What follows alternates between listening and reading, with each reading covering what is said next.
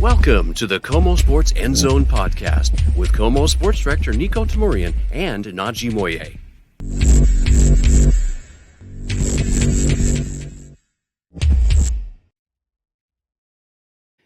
Well, who says there's a slow season in Seattle sports? Welcome to the KOMO Sports End Zone podcast. I'm Niko Tamurian alongside the great Najee Moye. Najee, just when we thought okay, well, listen, March can always be busy with free agency, but this week especially has brought all sorts of Seahawks news right back to us. We're almost at the NFL New Year. Happy New Year, by the way. Some people aren't saying Happy New Year. Whether you're talking about the Hawks or just former Hawks, there is no offseason. There truly isn't any offseason just because there's no actual football being played right now. People are still, in their minds, are being played, actually. Right. Yeah. No, just in the past couple of days, we had former Seahawk legend Russell Wilson learning his talents will no longer be needed in Denver after the beginning of the new year, which is next week.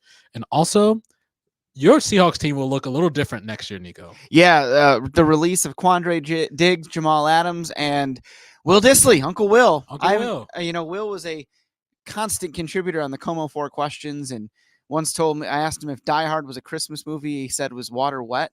That was a great response. And I'm going to miss Uncle Will, former Husky.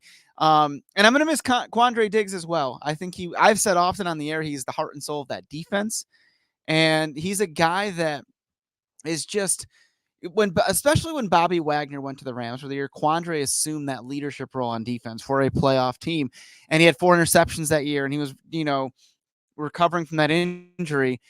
He's going to be missed, and he even put out that funny tweet with the Friday gif and said, I was fired on my day off. Yeah, which I thought was fantastic, and having an upbeat mindset about a situation, a place he really did love here. And Jamal Adams, well, I kind of expected that after the way that's gone. Yeah, I mean, the Jamal Adams, just, you haven't really seen him on the field a lot, and that's kind of most of the reason why he's no longer with the Hawks. So it won't be with the Hawks because, injury history and just he was being paid a lot of money or even wanted a lot of money just to stay with the team. I think with the Jamal Adams, everyone was kind of bracing for it, but it still hurts though, because back a couple years ago, the Seahawks traded 2 whole first-round picks for a safety in Jamal Adams, which, you trade first-round picks for quarterbacks, obviously, we saw, and for other players, but safety, I don't know, something little. It was always a little bit of an odd trade to me, especially after he had a great year in New York with the Jets, which is fantastic. But he was also part of a really great Jets defense at the time too. Yeah. Couldn't really replicate the same type of success in Seattle, but he was on the team for quite a while. He was loved by a lot of players, honestly. Yeah, and I enjoyed his passion. Yeah, the fire he played with. I think he didn't. I don't think the move was made because of some of the stuff I'm going to mention, but he definitely stubbed his toe off the field a bit this year, getting into a social media war with a Jets reporter. Who cares? You're in the NFL. You know what I'm saying? And there was the, when he came back against the Giants and then he tried to fight back through and he got fined for pushing the concussion protocol. Yeah. Who's just looking out for your safety. And I get it. That's part of the same passion. It's why you like this guy. Yeah. He's a passionate guy. You want someone like that on your team, definitely. But at the end of the day, the lack of results and did not help his cause with some of those off the field things I mentioned. Yeah, and at the end of the day, you mentioned it in our newscast that this is a money thing for Diggs, for Dissly. I mean, but Diggs also came off the best tackling season he's had in his career. 95 tackles last year, the highest he's ever had. And for safety, that's pretty good. Which was almost kind of surprising. He had been with the team for several years. You said heart and soul of the defense. It's kind of like a little. Diggs was honestly, it was. I don't want to compare it to the same type of feeling that I got when they cut Bobby Wagner last year or 2 years ago. Yeah. But it's of the same vein, I want to say. I agree. Because of just how much he meant for that secondary. And when healthy, Diggs and Adams together back there, man, it would be an all-star on paper, at least, an all-star combination. Now, that being said, the Hawks did sign Julian Love from the Giants. He played great. He played great. He played fantastic. And I think that means a lot when you look at this, these new these latest cuts. But I don't know. And then Dissly, I mean, fan favorite. Friend of the show, friend of KOMO, after all. Absolutely. So, and I think that from a roster perspective, I get it. I don't, Quandre, it was probably the most surprise. I knew it was possible. Right. But he's the one I would least have expected of the 3 from the standpoint of the Hawks. they're going into a new offense. They had a 3-headed monster at tight end with Fant, Colby Parkinson, and Will Dissly, and they may end up drafting a tight end at 16. You never know. Maybe if later. Bowers falls down that far, that'd be killer. Honestly. Yeah, I don't know that he does, but you said if he does, right? Yeah. Again, Jamal makes a lot of sense. But here's the thing: by getting rid of, and I hate that's a bad word, by releasing these guys, it's gonna save you so much room in the salary cap for a Hawks team that was probably over heading into this offseason. These moves needed to be made. Yeah, the Tyler Lockett conundrum with this contract can probably be fixed. You probably stand an exponentially better chance of retaining Leonard Williams than you did 24 hours ago. Right. And so from that standpoint, okay, let's focus solely on the defense for this, because you're losing 2 safeties. But Julian Love essentially was playing the Jamal Adams spot, so whatever. Yeah. 2 safeties that were good enough to start. Yeah. But if this really does free up the money to keep Big Cat, your defensive line's in much better shape than it is without him. Yeah. The linebackers, appear to be okay, and especially with the emergence of a guy like Moye and Mafe, and you remember, let's not forget Chenna's going to be back next year. Right. So essentially, you just have to figure out Quandre's replacement. When you don't replace a guy like Quandre, because again, the locker room stuff we talked about, but is it Kobe Bryant? Is it somebody else in this draft or free agency? There's options there that probably aren't making the same money as Quandre. Right. Yeah. Is it like, I know that this was a money thing, and Coach Mack has been with the Seahawks for like maybe 3 months yet now, and then he's not even just barely a month. Yeah. Yeah. He is a defensive minded coach. I mean, is this maybe even like, okay, the GM coming to him and like, listen, I'm not even sure how much they even talk about these sort of things. You got a great defensive mind. You came from a great defense in Baltimore. We need to make some cuts. Can you live without X, Y, and Z? Well, here's my interpretation, and this is not based on any, hey, I talked to John, I talked to Mike. Right. But John Schneider did say at the Combine last week that, once he got back from evaluating everybody who's out there, and that he and McDonald were going to get aligned on things. Right. For these next steps. Now, at the same time, McDonald did not go to the Combine because he and his new staff were putting things in. And part of installing, you're not really installing your offense and defense because the guys aren't there. Right. However, you bet they're watching film. Architecture is being done. Yeah. Right? Yeah, they're building it, and they're right. seeing who fits and who doesn't. Now, that's not to say that Mike McDonald just like watched films like, no, Quandre doesn't fit. Of course not. I'm sure he would love a guy like Quandre. I think all the teams would like a guy like Quandre. Honestly. But does he fit at this price tag is kind of probably where that goes, right? And so, yeah, absolutely, these conversations were happening, and they certainly picked up in earnest after the weekend when the Combine was done, as promised. And so now you go into the new league year with opportunities. Do you look at the draft differently now? I mean, is there a safety that or like I remember the secondary that sticks out? Because we talked about the comments in the last episode of the podcast, and if you listened, thank you, and if you didn't, sorry. But if you listened, you kind of we talked about John Schneider talking about Geno Smith. I mean, he's a quarterback until he's not. Well, that's a factual statement. I am wearing a jacket until I'm not. And we're thinking maybe I've got this kind of, it's not a pipe dream. It's what could happen. Honestly, Penix to the Seahawks.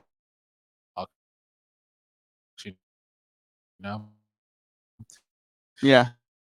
In the first round, or maybe even third round, do you think they go, defense first? They're first because they don't have that second round pick anymore. Defense. You're trying to build up that defense. I don't know.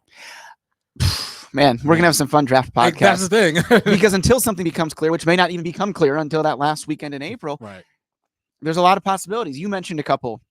There's a reason John Schneider is known as Trader John, right? And it was less than 2 years ago he pulled off the Russell Wilson trade, and maybe there's something in the works to get back in the second round, or move up in the first, or move down in the first. I mean, I'll throw a scenario at you. He's also the same guy that made the Jamal Adams trade. What if, yeah.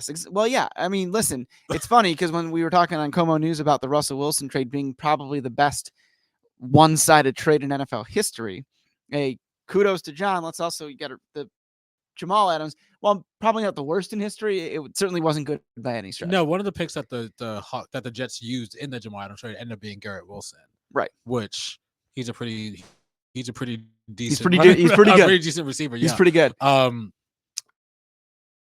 don't know. I mentioned this before, a youth movement I was a Mountain Lake. That's funny. A youth movement There too, I guess. yeah, well, there too, definitely. In at VMAC, just I think this may not be a hard reset, but there's definitely an evolution of. I mean, Sure. we're not going to see the same style team that we saw last year by any means. This is yeah. I mean, we're definitely seeing the biggest changes right now. This is going to be, I think, jarring. It already kind of is. I feel a little bit. Yeah, it was jarring when Pete Carroll was let go, to be quite frank with you, right. and for me anyway. And I think that the Seahawks have enjoyed this golden era the last 10 to 12 years, the winning the Super Bowl, going to a couple, being even when they weren't enjoying the playoff success that fans here had grown accustomed to, still being a playoff team. Yeah. You missed it twice, expecting to be. Yeah, right. Like you missed it twice. One, okay, it was Russell Wilson was hurt. And then the other was this past year. I mean, they missed it another time in that, decade-long window as well. But my point is that be wary of what you were complaining about.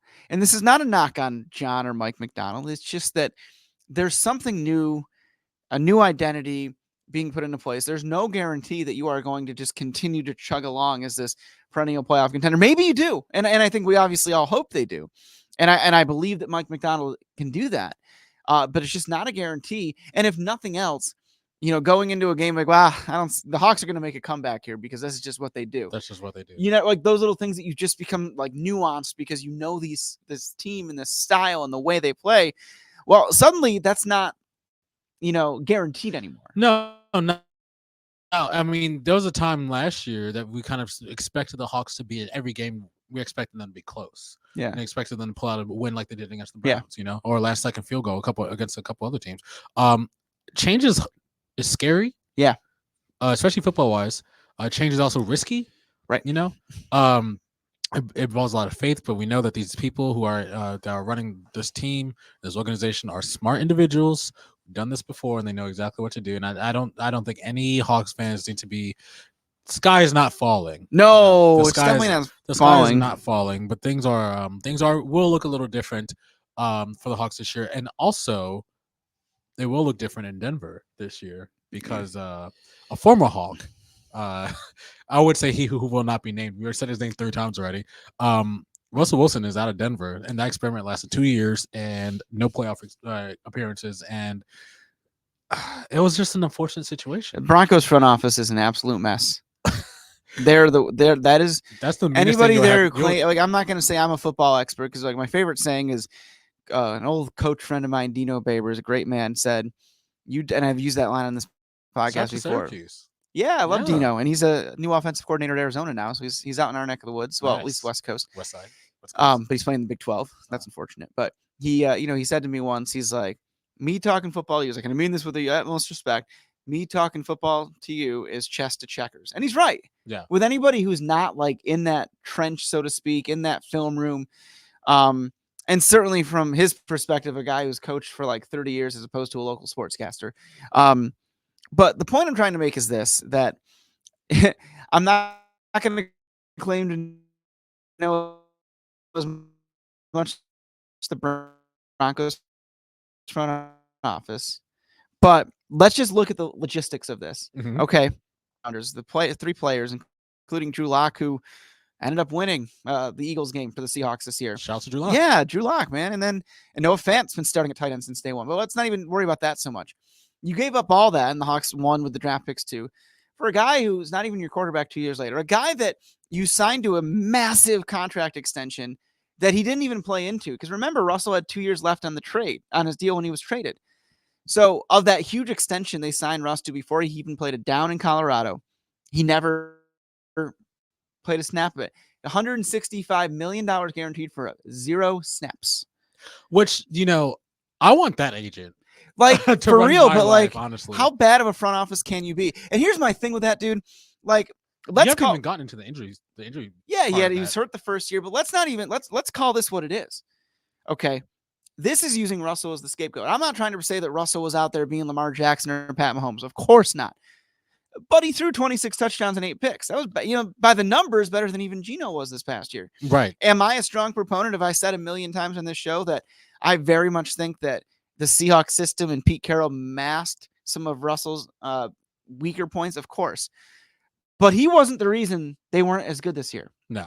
It was Sean Payton's ego, quite frankly. And it was the front office putting themselves in such a hole, and then so much of a hole that they even asked him to waive his injury right, that's what I'm saying. clause. Like, this is just all ineptitude. Like, you're doing that. You beat the Chiefs, who went on to win the Super Bowl.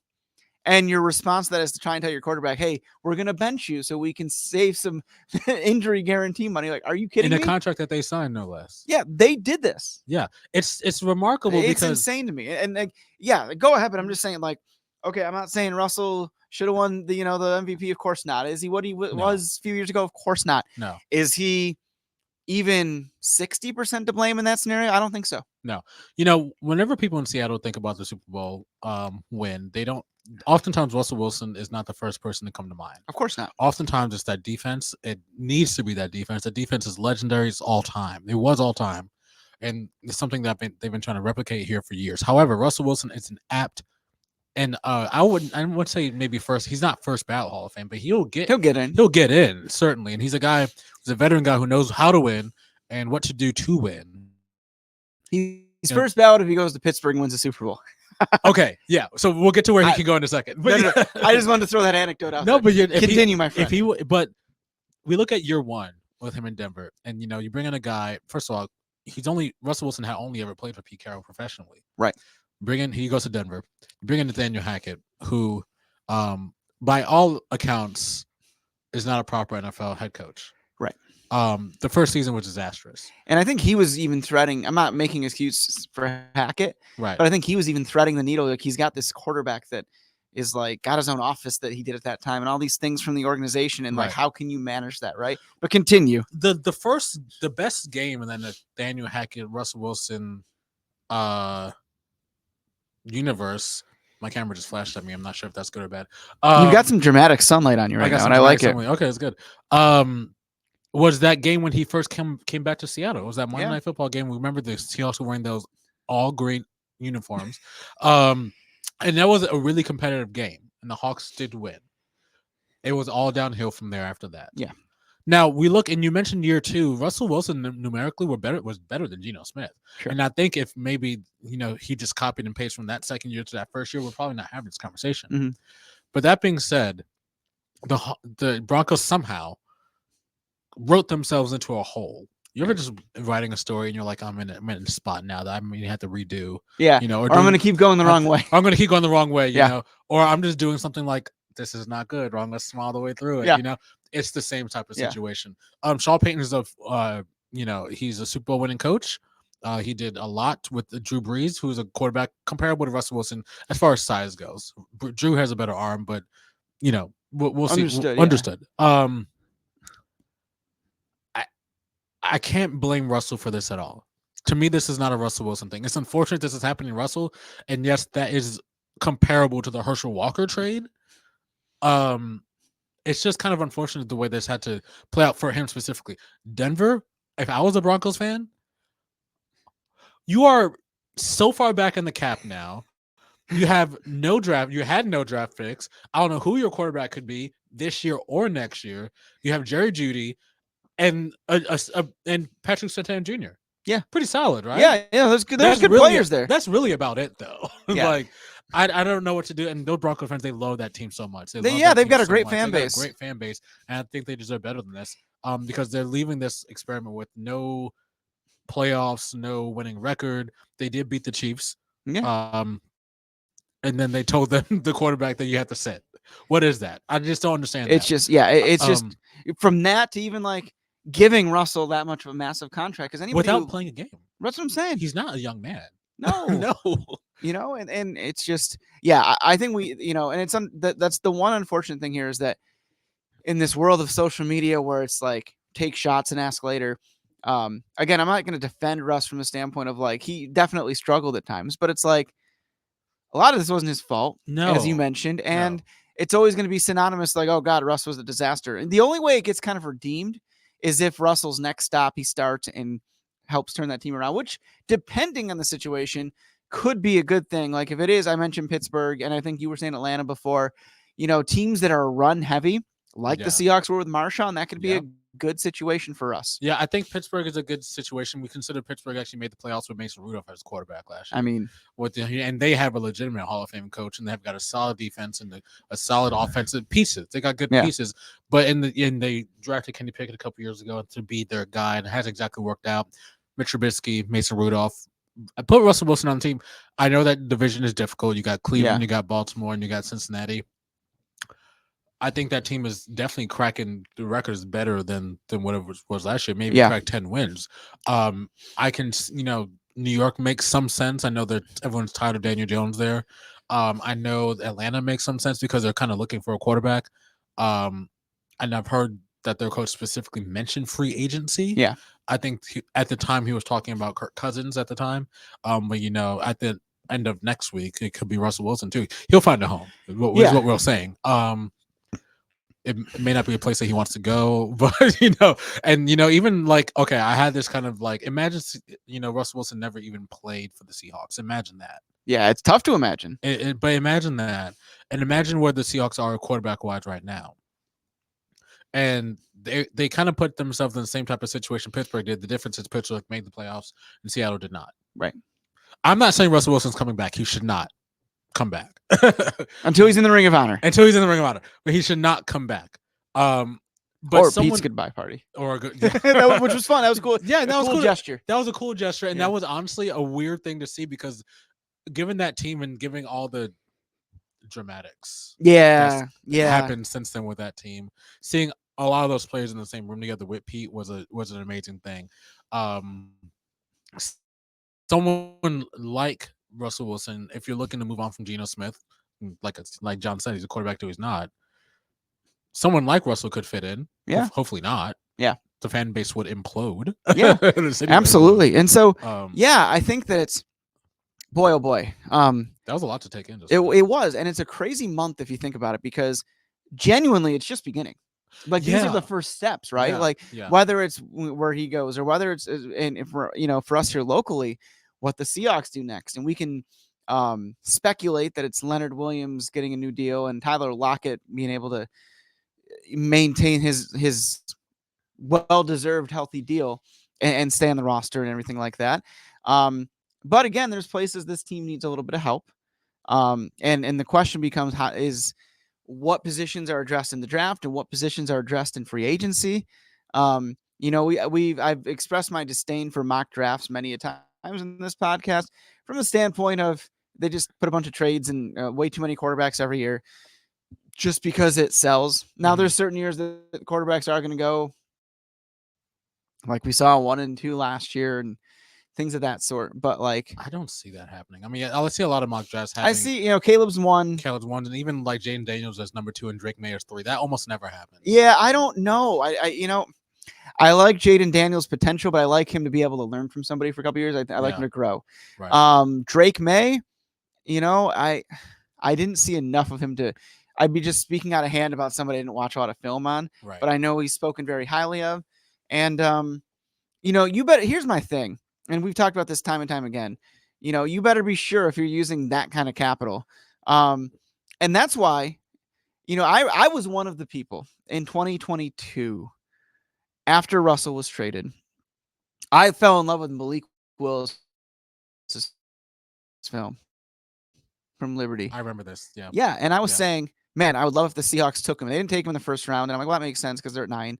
I'm like, oh, they're going to trade up and get him. They didn't. Then they had back-to-back picks in the second round. I'm like, well, they got to take him now. And they didn't. And you know what? I'm glad they didn't because they got Kenneth Walker and Boye Mafe and Charles Cross. And so the point I'm trying to make is I'm not like knocking the mock drafts that get their clicks by saying quarterbacks are going to go high. It's just that it's the paramount position. So it's like, okay, we got to fill this. But a lot of times, man, you better be sure. And I think the Seahawks are more careful than most. You better be sure. I mean, and also, is a team even ready for a franchise quarterback? I know I've mentioned this before. Yeah. You take a guy, like Caleb Williams of Chicago, right? Caleb Williams is lead the draft, right? But you have Justin Fields. Is Caleb Williams going to win you that many games more right now with the staff that Chicago has than Justin Fields, someone who's been playing it at a professional level for years, not like Tom Brady or anything like that. Yeah. But like who has not been in college. Like, I mean, I think sometimes teams are ready for a change just for change's sake, you know? Well, it's the old analogy, like when a college football team fires its coach. A lot of times that coach isn't half bad. Right. There's a lot of other factors why they didn't win, injuries and what have you.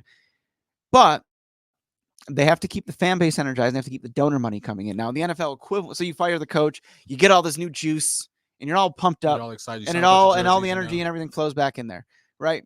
I think the same thing applies to the NFL, where you bring in a new coach. Now, a little different here in Seattle because Pete was so beloved, right? But like, you hire that new coach, you promise a new era after years of losing, which again, not Seattle's case, but a lot of other franchises, and people buy back in, and then the money starts flowing again, and the good vibes start going again. And maybe you can even attract more free agents based on that. So let me ask you this then. What's the state of the Seahawks right now? As far as everything goes. I mean, you have a new coach, you're moving off of Pete Carroll. You still have Geno Smith as your quarterback, right? K9, DK, Lockett, solid offensive line. Yeah. Yeah. You lose guys like Quadri Diggs, the heart and soul of your team. Jamal Adams, he's been with the team for a while, and people are kind of wondering what's going on. Fan favorites like Disley moving on. I mean, we're not in the doldrums. The Hawks are not in the doldrums at all. But this is definitely a transitional period, I feel like. Yeah. Yeah. It's a transition, but the state of the Seahawks, how strong it is, it's better than Denver. It's better than Denver. It's certainly still in that upper half of the league without question. Yeah. How high in that upper half, I really think depends on what happens in free agency. Here's one thing I want to point out. The Ravens have 4 defensive starters that are going to be free agents next week. Mike was their coach. Yeah. Now, in a dream scenario, we're talking about Patrick Queen. I was going to say, is Patrick Queen one of them? Yeah, but there's that's like the wish list. Well, but there's other guys too, and so you got to see who they bring in, and then you got to see how they approach the draft. I think we're gonna get a much better. I think it's too early to say right now, other than basing it on the past and the history and the reputation that we were so accustomed to seeing under a different coach. Now John's still there, so that culture still lives. But there's a reason in that player association poll that Pete Carroll got an A+ from all the guys on the team, right? And the grades were like the locker room got like a C or something. I'm paraphrasing. Like there's grades A, B, C, and then Pete Carroll's A+. Yeah. So it's going to be different. I'm not saying Mike's not a good coach. I think he's going to be very good. But there's going to be a transition, and he's got to. And it's just like, again, the college analogy here. He's going to get some of his guys in there. Now, his guys don't necessarily mean Ravens. No. His guys mean whomever may be a better fit than Jamal Adams and Quandre Diggs, at least from the money and production. Although, again, it's tough to see Quandre go because I think he fits anywhere. I think he fits anywhere too. And even the new defensive coordinators from Dallas who was a defensive line coach. You know, he's going into a situation without 2 of his. I mean, Jamal Adams on paper was pretty solid, but who knows anymore. Yeah. And then going out with you don't have that leader in Quadri Diggs. You obviously have Bobby. Got to bring Bobby back now. Got to bring Bobby back. I don't know. Things will be a little bit different going forward, but I honestly think that the state of the Seahawks is good. It is overall. I think it's going to it's going to be one or the other. Either really good or really bad. It's going to be like let's say they're probably maybe like, okay, you just missed the playoffs, 17. Let's say you're the 15th of 32 teams right now. And that's being conservative. I think they're better than that. But just you were 1 game out of the playoffs, which is the top 14 teams, right? Right.